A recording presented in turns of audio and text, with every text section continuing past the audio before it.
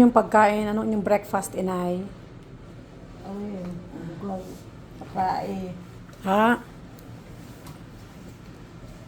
Ano yung breakfast? Dahil daw kayo ay tama na raw iyan sa inyo at malaking gastos.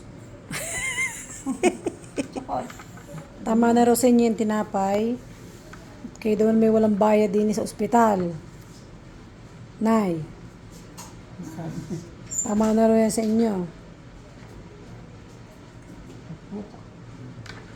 Ibang lasa ang kain. Ano yung magningipin pa kayo? Yan. Sausaw. Sausaw nyo. At nang kayo'y makakain ng ayos. Tinapay. Hindi nilalagyan niya ng palaman. Yun. Ay, siya nga pala. At saka yung yan.